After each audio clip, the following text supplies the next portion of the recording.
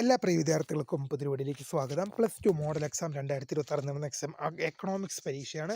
Economics പരീക്ഷയുടെ answer key വന്നു തുടങ്ങിയിട്ടുണ്ട്. വിശദമായ വാർത്തയിലേക്ക് തന്നെ കിടക്കാം.